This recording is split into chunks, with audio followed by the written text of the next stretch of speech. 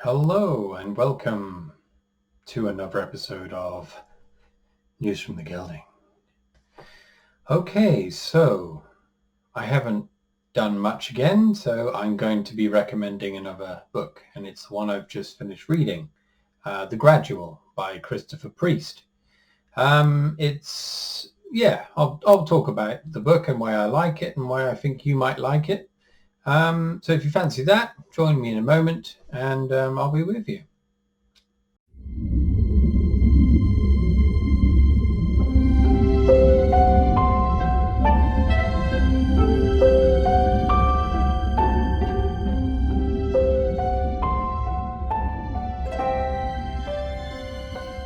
Okay, hello, welcome back.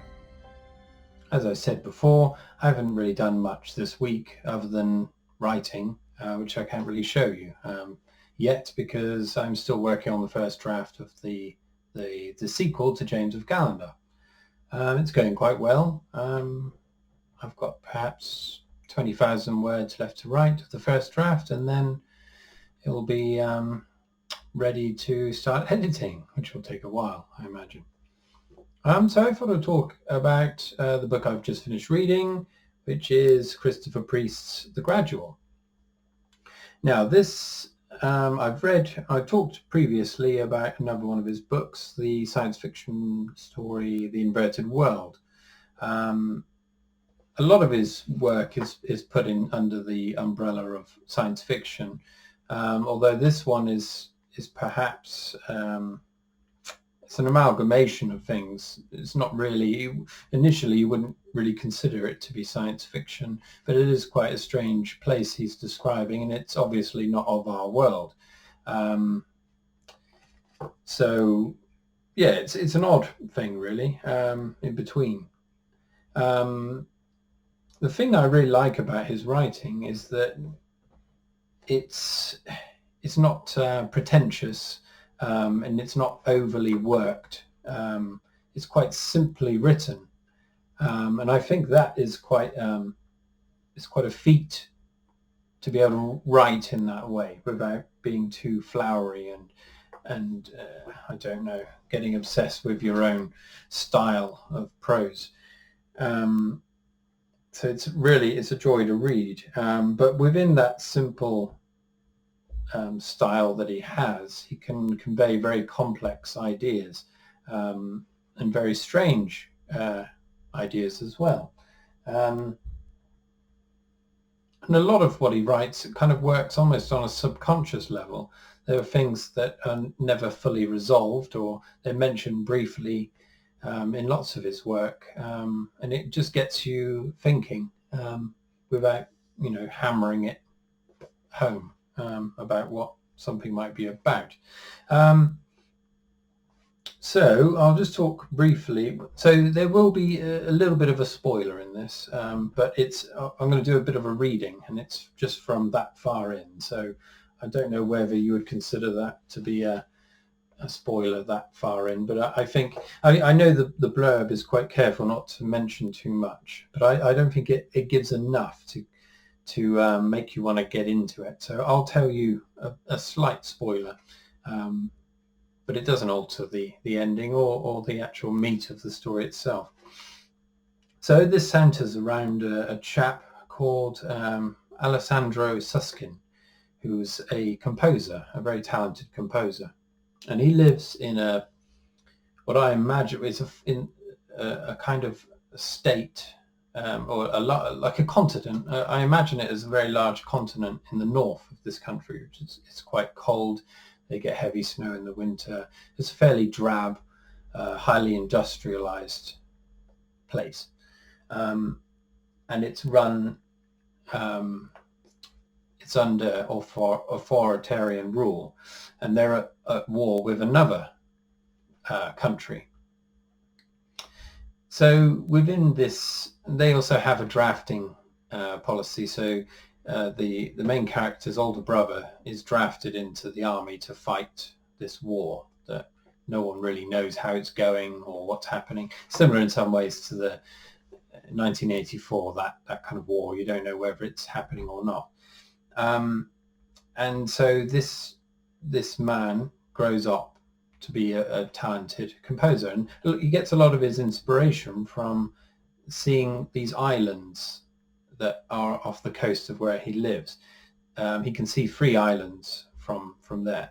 But because of the way their country is ruled, freedom of travel is totally forbidden. So they don't know, or he doesn't know much about these islands. There's very little information about them. And so within his mind, they inspire the work he creates, the pieces of music he creates.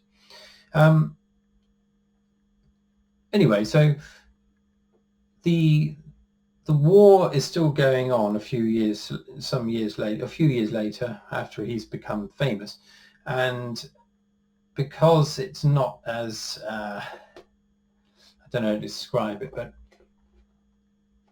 some of the freedoms are relaxed somewhat, and so he's allowed to go on a cultural visit of some of the islands, which he jumps at because that's what's been inspiring his work. So he goes on this tour of these islands.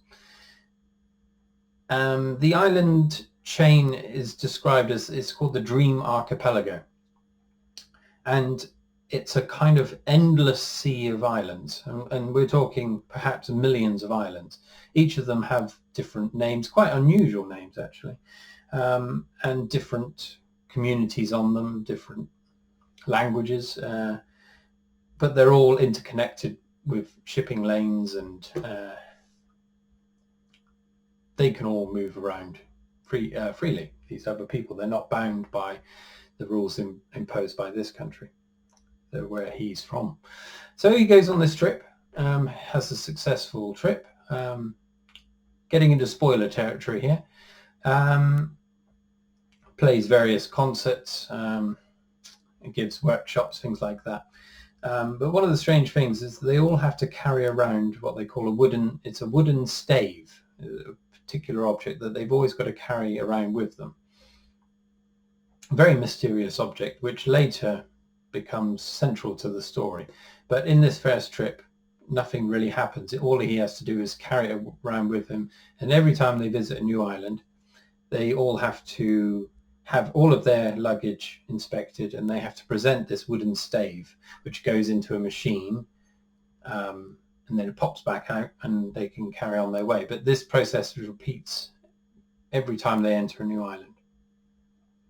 All goes well. Towards the end, he has a fling, a one-night stand with one of the musicians he meets on one of the last islands he visits. He's married at the time, so yeah, it's not a good thing, and he feels very guilty about it. Comes back home, big spoiler here, and both his parents have died whilst he's been away, and his wife has left him, which is all very strange because everything was fine before. His parents were both in good health, and his wife, he was happy with his wife despite the fact he had this fling, and their apartment's empty, and it's been that way for some time.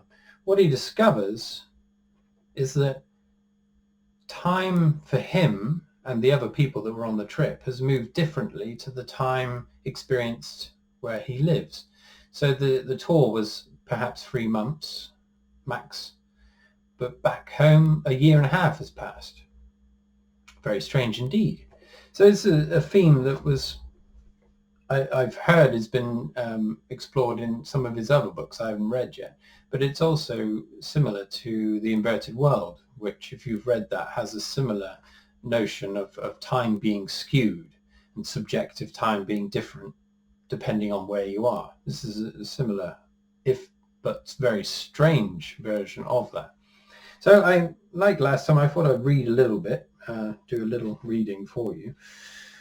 And so this is when he eventually meets his wife again, because at this point, he doesn't know, he knows he's lost time somewhere, but he doesn't know why, and this is the first conversation they have with his wife. So this is written in a kind of strange way. Some of it's in italics. So it's a conversation, but it's not all to and fro. There's some kind of Oh, you'll see. You'll get the idea. Okay. Why didn't you wait for me to return? I said. Why didn't you return when you said you would? She said. You've been gone so long. How could you expect me to wait? Why didn't you pay the bills? You didn't even write to me. Why not? Have you moved in with someone else now? I think you met someone else while you were away. That's why you didn't come home. Why won't you admit that? I had no one to meet, no one I wanted to meet. That wasn't what happened.